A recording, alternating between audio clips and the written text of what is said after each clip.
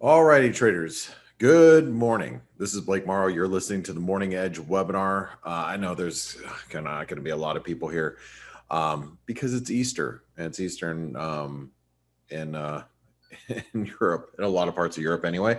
For us here in the United States, I think we're Easter hungover. So it's not from drinking either. It's just from eating too much food. I hope everybody had a great holiday for those of you that did celebrate it. Let's talk about the markets right now. Now, I got to mention the dollar max knocked out my pattern in play. A little bummed out about it because I'm still long. I mean, personally, I'm still long, even though the pattern in play was invalidated, just because, you have to manage risk around here as we took out the support. But, let's keep in mind we're around the 618 retracement. We could go a little further. I was telling a lot of, I was telling the people in the chat room, I wouldn't be surprised if we, head down towards 20, in the near term, because I think the dollar Mexican peso is a product of, risk on, risk off, the risk environment. And right now stocks are at all-time highs. So it doesn't surprise me that we're weaker. But I still think you've got to look at it from as being constructive. So, for today, since we're here, and let's grab I don't know why my bias chart is not up, but let me grab it really quick.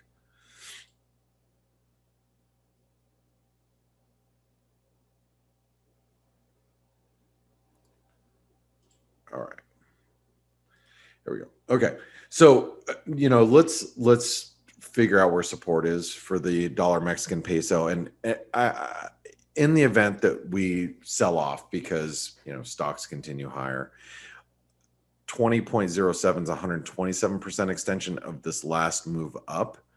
And that could be tested, obviously. So I'm going to write that down.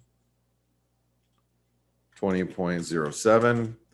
And then resistance is right now would be this previous support. It should act as current resistance, and that's 2040. The other issue regarding the dollar Mexican peso is if we do reach for 2040, then a lot of people will start looking at this as being a false breakdown. So something to think about. All right, let's talk about the euro. So the euro is breaking this downtrend line, and this is one of the other things too that's helping the dollar move lower, is the euro is trying to break out. Okay, and I think, and as I mentioned to you guys on the week ahead video, is I think that we can rally here towards 118.40. So that's going to be resistance today. I still think it's bearish. This is still a bear flag pattern. We just seem like we're going to test the bottom of this pattern, the bottom of the flag. So, and if you look at the charts and what's developing, I mean, this is probably building another flag. Here, let me get rid of this really quick.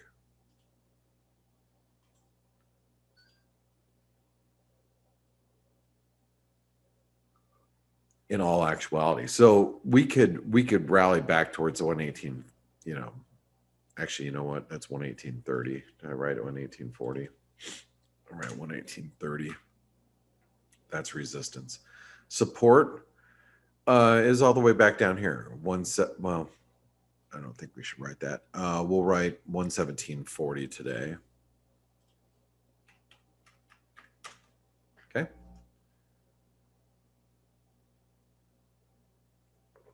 Sorry, just getting a drink of my coffee. Cable.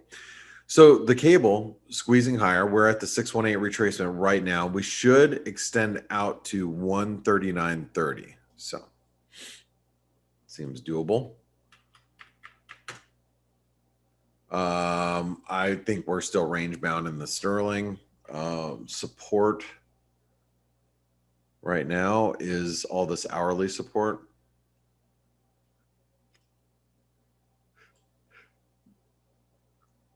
That all comes through 138. Okay, so that should be support for today. Unless equities turn aggressively lower, which, I don't see that happening, then that's the only way we're going to get back down to 138 today. The Aussie's having a little bit of a bounce back. And I still think the Aussie's developing this head and shoulder pattern. But as I mentioned in the week ahead video, we might be able to get back towards channel resistance, which would be right here. And if you want to short the Aussie, I think that's where you short it. Wait for a move back to 77 cents. So let's set an alarm for 76.90 something. And if we get back to 77 cents, then I think you sell it. I'm going to keep it in range for now because we're still developing the head and shoulder pattern. But I do think it's bearish. I think it's eventually going to break down. And I will reiterate,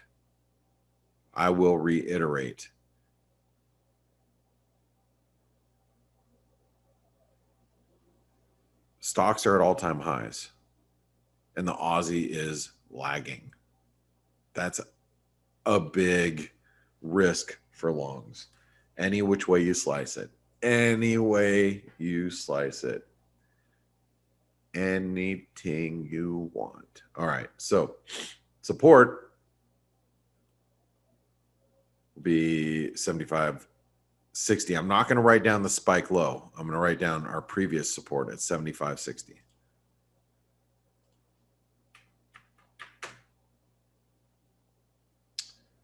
Kiwi is bearish. We can reach for 71 cents, but it's bearish.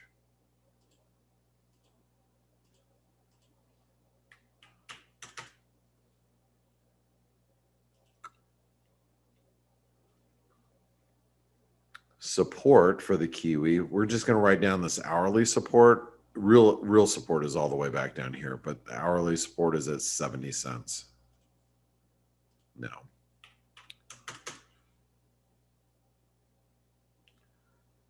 Dollar Canadian, a little weaker this morning. We're testing all this previous support here. As I mentioned during the week ahead video, I do think that we could develop this inverted head and shoulder pattern, with this being the head, another shoulder developing down here. We'll see. I mean, this is a previous trend line. You see this fib here. Let's figure out where all these key levels are moving down.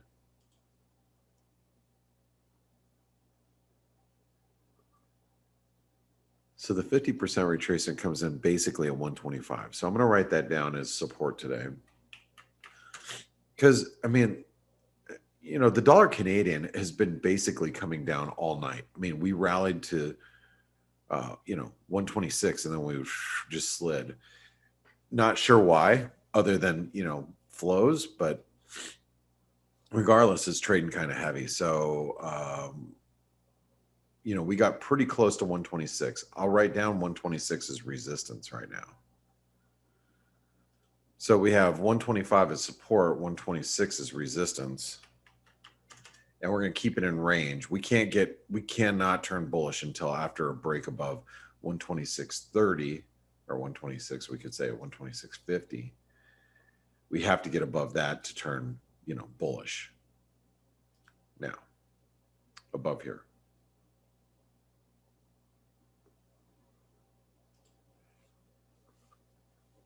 Dollar Swiss. Remember, support comes in at the 93.50. That little spike low right there, that's at 93.60. So I'm going to write down 93.60. That's 93.70, but that spike low is a little lower. So I want to go 93.60. Okay, as we're getting a little closer to it. Resistance, it remains at 94.60. 70, which is the big long-term 78% retracement. 94.70, big resistance. We're still bullish. And yields are a little stronger this morning. And I'm surprised stocks are as strong as they are with yields as strong as they are this morning. That's been kind of surprising. US dollar, Norwegian krona, same old. Support 850, resistance today. Well, I'm just going to put hourly resistance all the way up here. I don't want to get even excited if we break 855 because we really need to,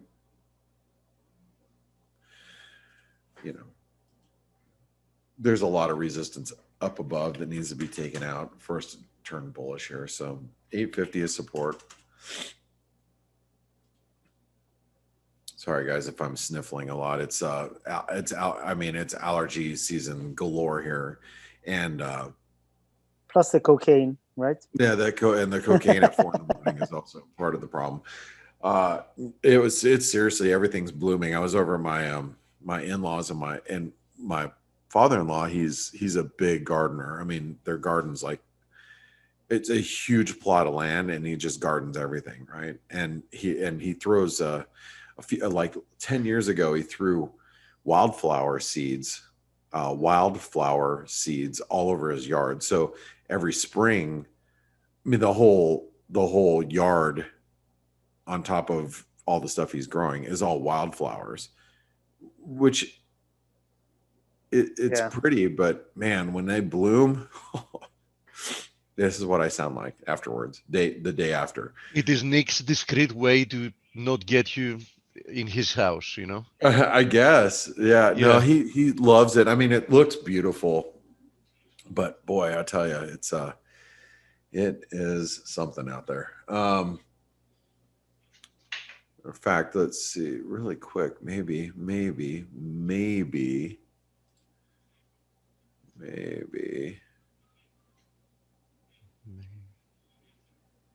I'm wondering.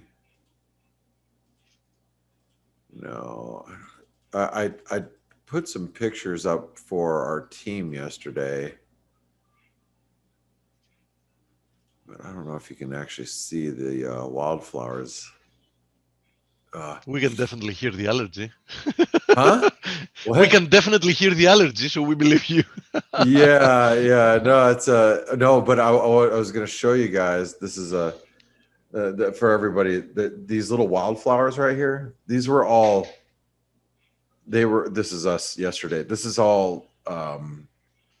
Those are all like he threw seeds out there years ago, and it's really, like I said, it's really pretty. The problem is that it just kills me. Let's see. I'm going to continue on. Sorry, getting off track here. Dollar yen.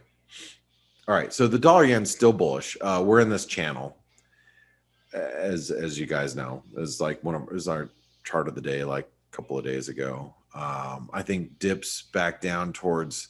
Oh, we could probably look at this breakout point here, which end up being channel support. So on the 4-hour chart, support is going to be right around, I want to say it's 110, but I'm going to say 109.85 because that's the previous, or 109.80, that's the previous resistance there.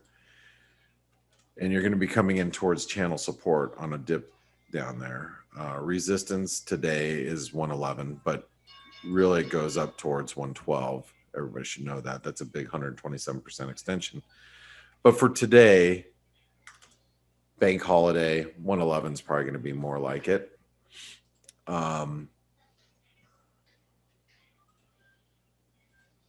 Dollar index.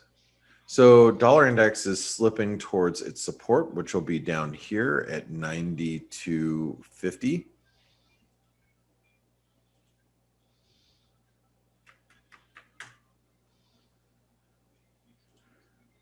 Resistance.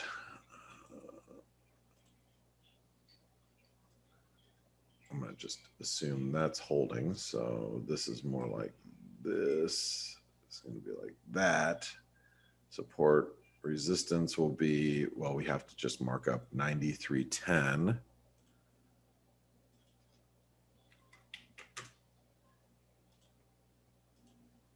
And, oh, bullish. This is bullish. Okay. All right. Let's go through the S&P. Nothing's stopping the S&P. 4074. That's 161% extension. 4074. It's bullish. And support comes down at 39.90.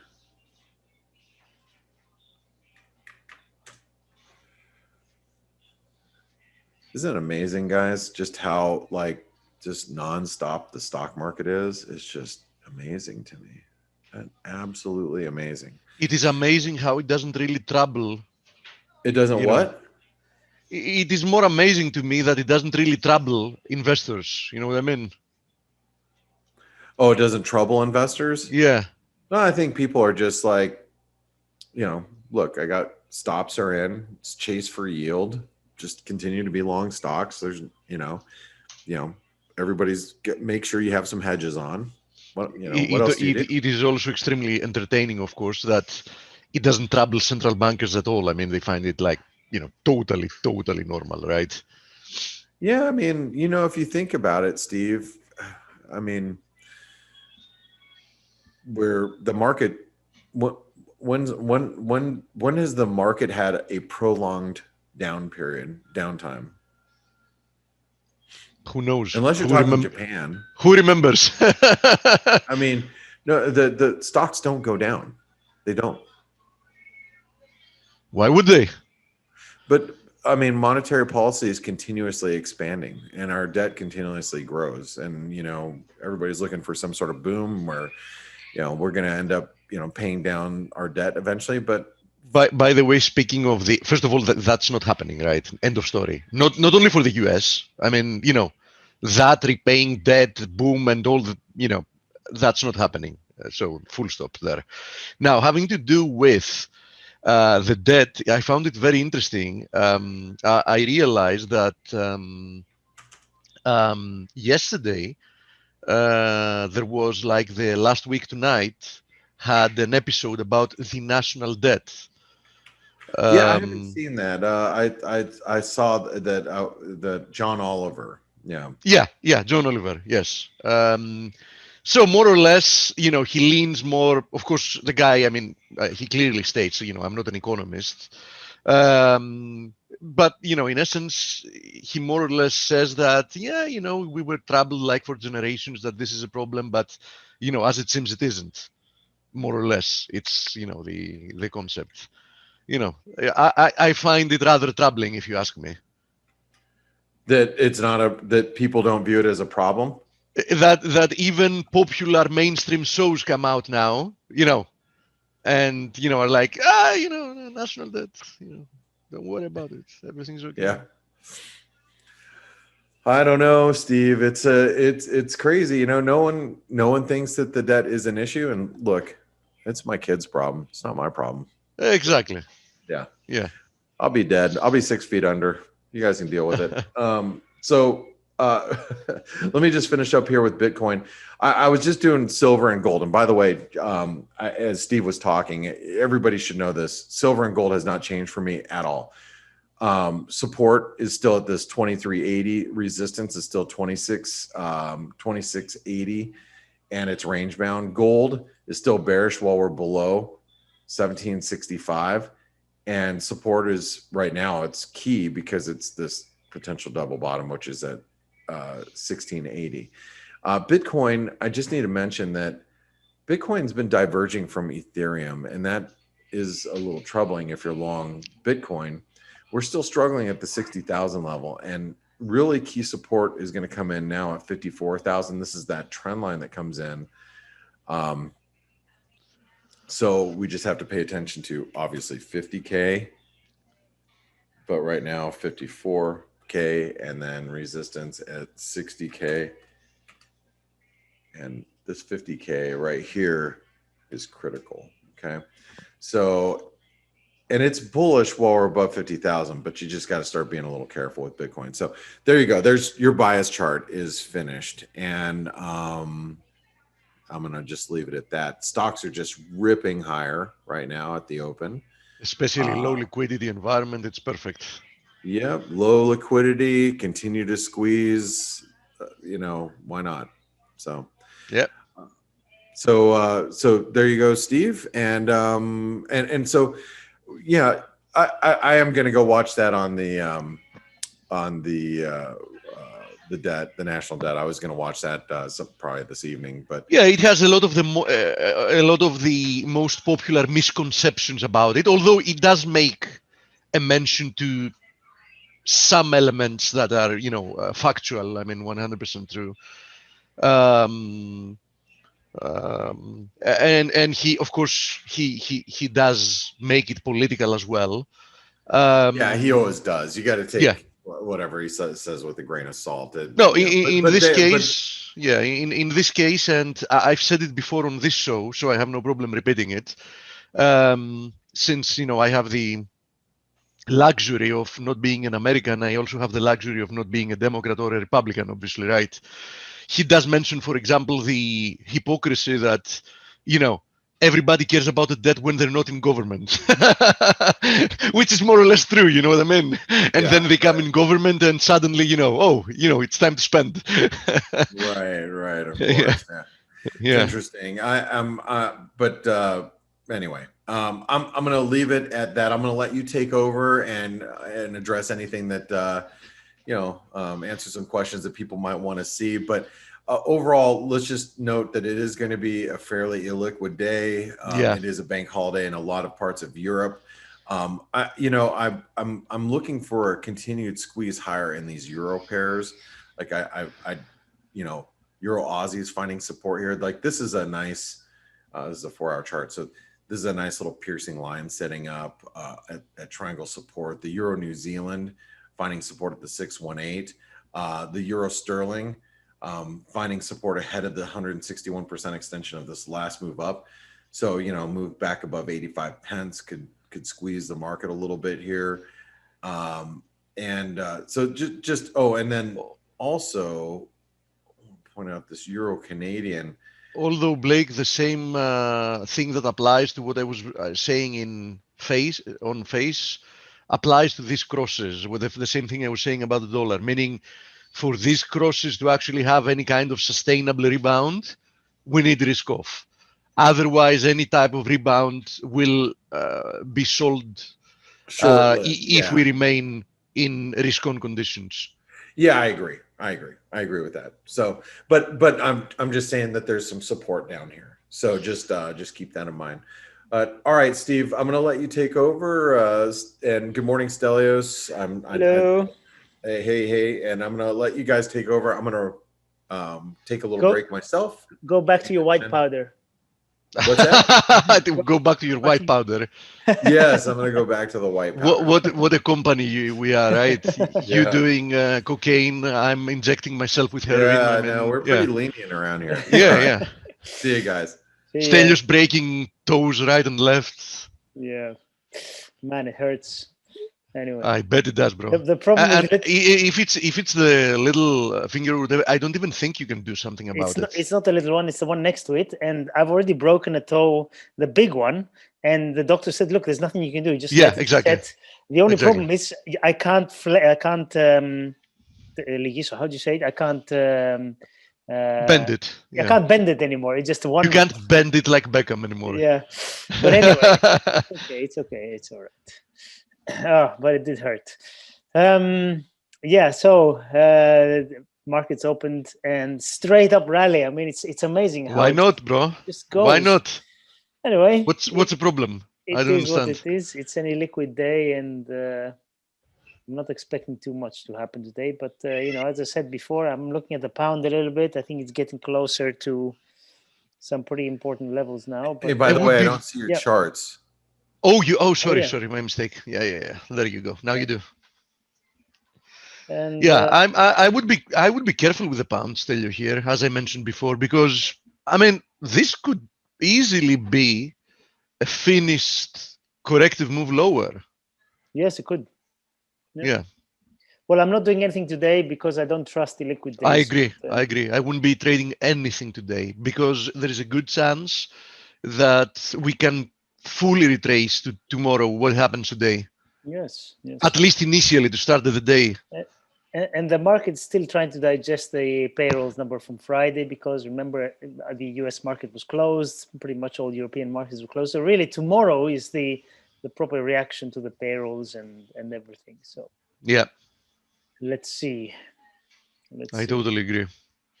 What do we have today from data? We have factory orders, I see, ISM manufacturing, right? Yes. And services PMI, yeah. So we have some data from the US. We have some data indeed. Yeah. Although I doubt the market is really going to react to them. The market's still drunk from last night. Yeah, true. Very true. Yeah, I okay. don't know. Do we have any questions on what to look at? Because there's nothing. I mean, metals are a little bit lower, but really nothing. Yeah, let's have a look at some of these metals and commodities. So gold. Key level, in my opinion, is there, 1745 to 1750, right? Previous high. So unless we break above it, there is no real reason to be overly bullish.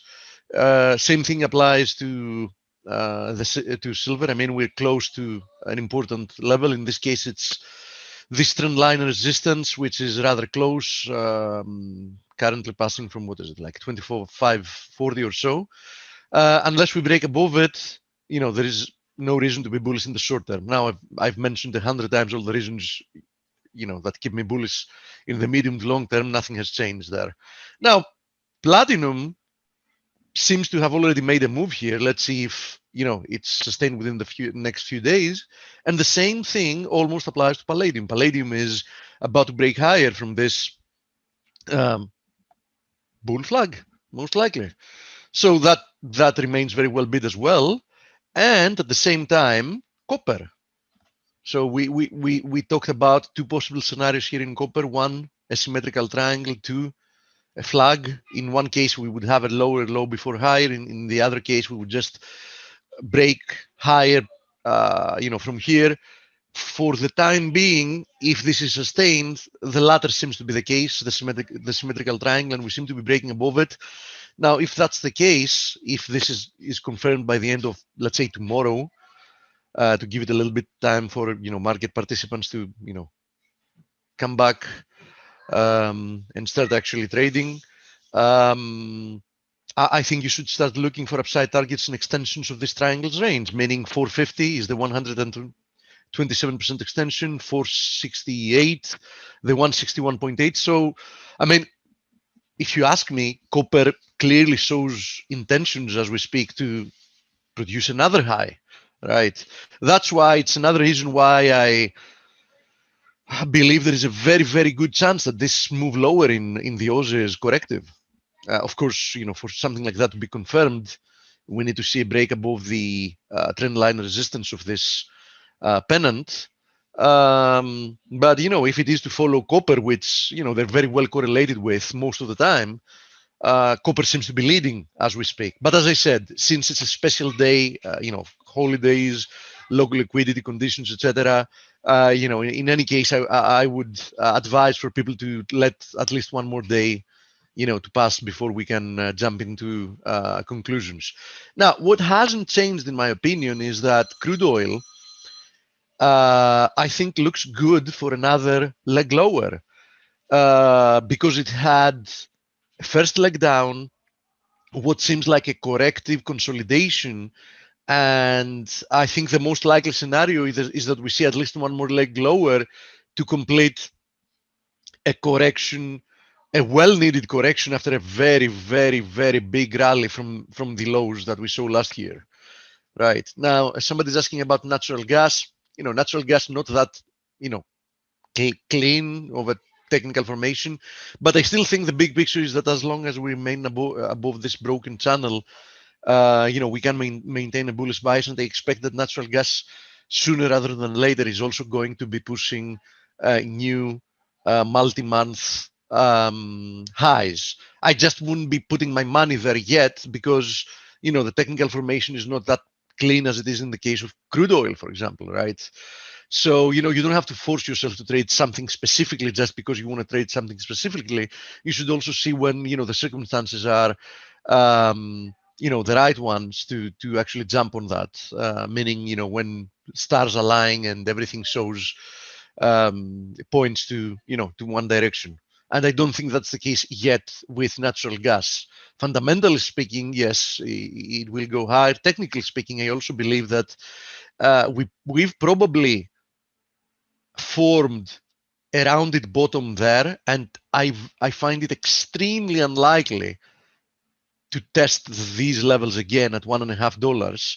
So I do think these were, you know, extremely important long-term lows. But I don't see the short-term technical formation that would, you know, make me buy it as we speak. Let me see what else.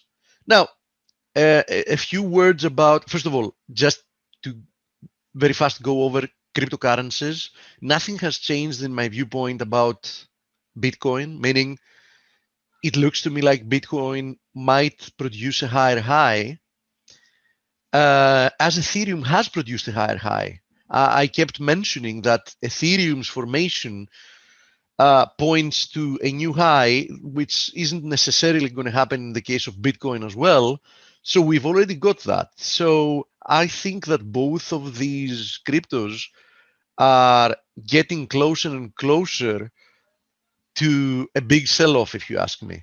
Now, there is a good likelihood that we might see a new high in Bitcoin as well before that happens, but I think it's extremely late in this cycle for people to try to buy them. I think you're going to probably regret it. I think we're closer to a big move lower than the next big move higher in the case of cryptos. At least that's my personal belief. Yeah, I wanted to say something about equities as well. Interesting upside targets for me here in the S&P are the 4114, which is the 161.8% extension of this corrective move lower, and even more importantly, perhaps 4148, which is the 161.8% extension of the COVID sell-off. So, you know, I think that might act as a magnet. As you see, in a few days, this also confluences with this ascending trendline resistance.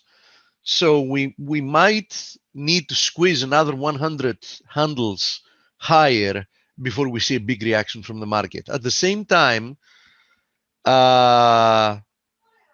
you can consider this perhaps some type of a confirmation that we might have more to go to the upside. If you look at the FANG index, this is like a synthetic one I've built, right? But it's the FANG index. I mean, I've included the FANG stocks. It just broke out on Friday from this consolidation, which also points higher. I would say, you know, can squeeze to 1400. As the VIX has also finally broken to new lows. So all of these tell me that there is a good likelihood that we might have at least a few days of a follow through to this squeeze higher before we can see a reaction lower. So personally, I would definitely, even if I was bearish, I wouldn't be trying to fade it yet. Just to give you my point of view. I did cover palladium. I did cover natural gas. Now I have no idea what this SOXL is, but direction search ETF.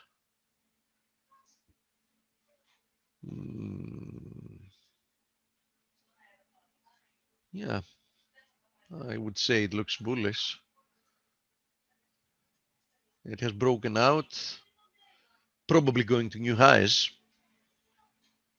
Yeah, probably going to new highs.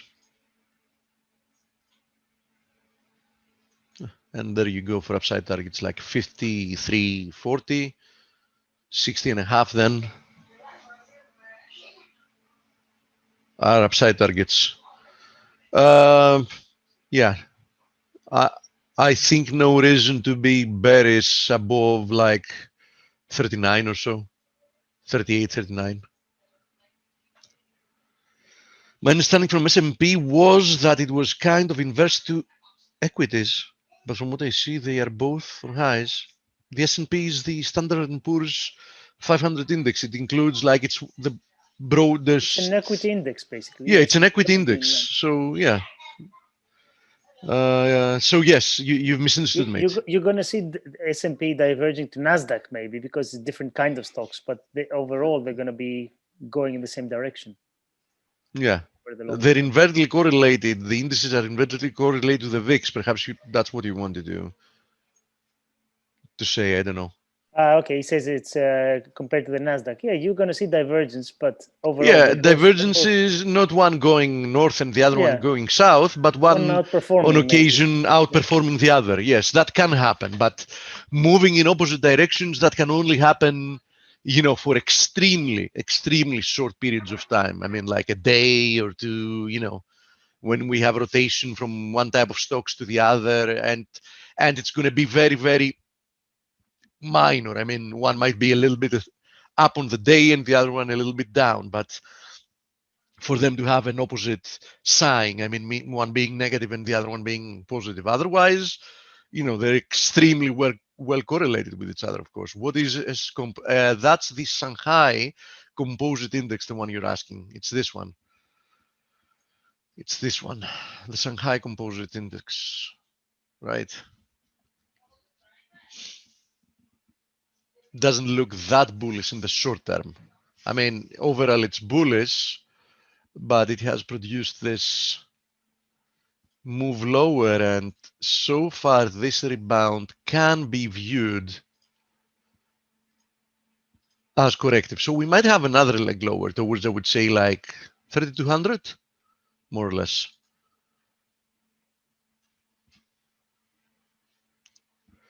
Yeah, no problem. SEDG, J, sorry. Oh, no, G. SEDG, what is this? Yeah, this looks bullish, actually. Not in the very, very short term. That it's not unlikely to have more downside, but if you see,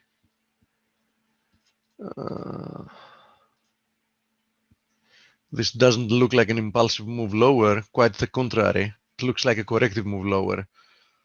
So I would say that, sooner or later this correction, looks like it will be over and we should be headed higher once again.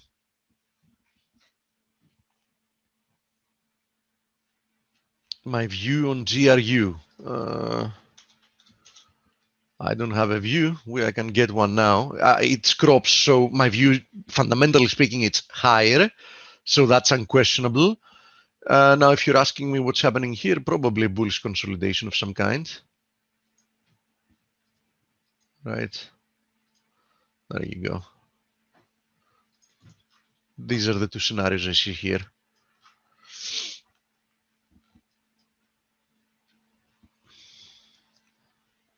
From a risk reward perspective, I guess against 360 you can be long.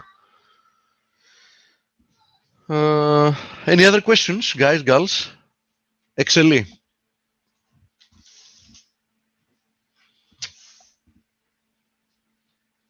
I might have plotted this here. Let me see. Wait a second. XLE. Do I? No, but whatever. Okay.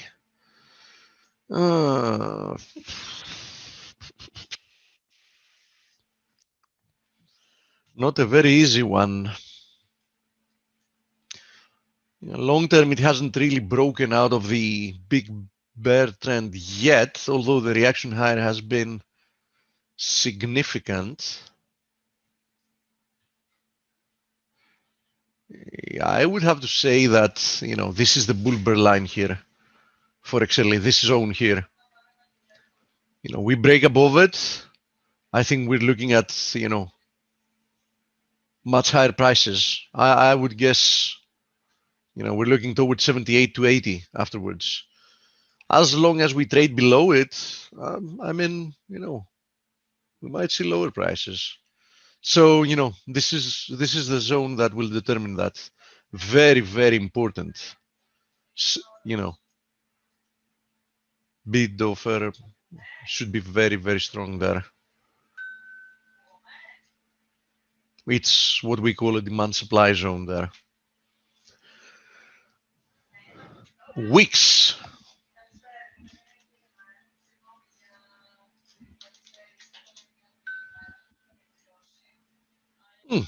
We did have a recent look at it from what I see. We were here. I said lower from the triangle. It did push lower from the triangle. So we got our new lows and we seem to have a nice reaction higher. Okay. Huh.